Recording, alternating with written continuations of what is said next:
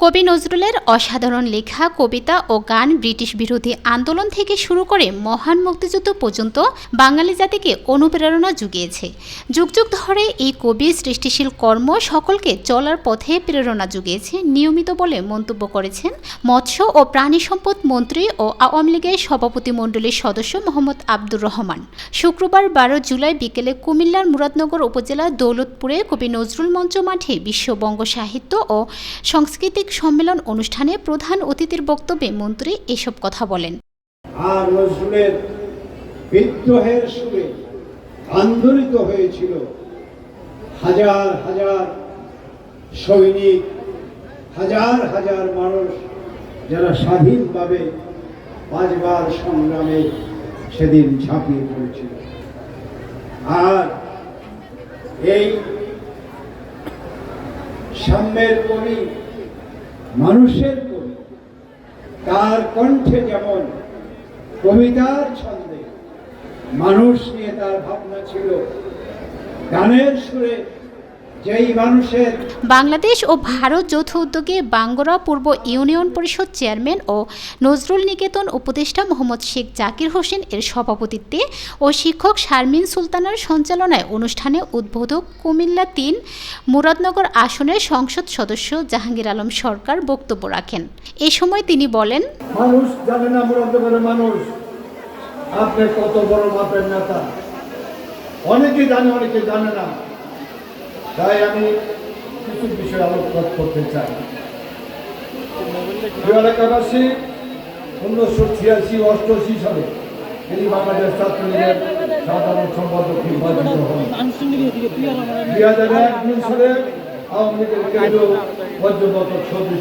বিশেষ অতিথি হিসেবে বক্তব্য রাখেন মুরাদনগর উপজেলা পরিষদ চেয়ারম্যান ডক্টর আহসানুল আলম সরকার কিশোর। সাহিত্যের বিস্ময় যাকে বলে থাকি, বাঙালি সাহিত্যের বিস্ময় আমাদের কবি নজরুল আমাদেরকে দিয়েছে প্রেমের কবিতা, বিরহের কবিতা, বিড়ম্বনার কবিতা দিয়েছে, আমাদের প্রতিবাদের কবিতা, বিদ্রোহের কবিতা।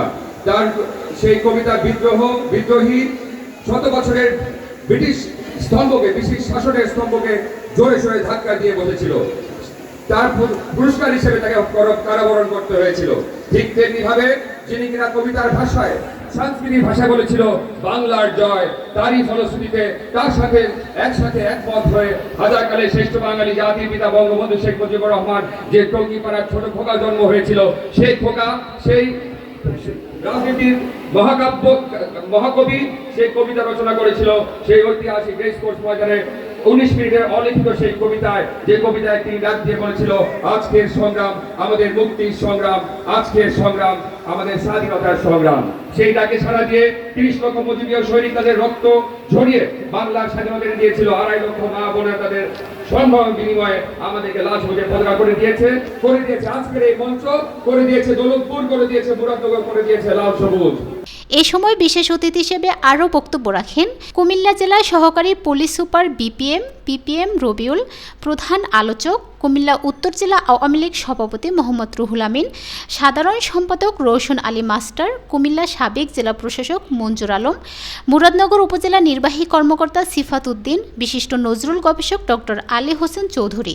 আমন্ত্রিত অতিথি বিশ্ব বঙ্গ সাহিত্য ও সাংস্কৃতিক সম্মেলন কেন্দ্রীয় সম্পাদক নাট্যকার ডক্টর রাধাকান্ত সরকার, 24 টেলিভিশন নিউজ নির্বাহী সম্পাদক রাহুল রাহা, কুমিল্লা সংশ্লিষ্ট বিভাগের উচ্চ পর্যায়ের কর্মকর্তা সহ সরকারি বিভাগের বিভিন্ন কর্মকর্তাগণ, মুরাদনগর উপজেলার আওয়ামী লীগ ও এর সহযোগী সংগঠনের নেতাকর্মী, রাজনৈতিক নেতৃবৃন্দ, জনপ্রতিনিধি ও বিভিন্ন শ্রেণী পেশা সুধীজন, অন্যান্য অতিথিবৃন্দ।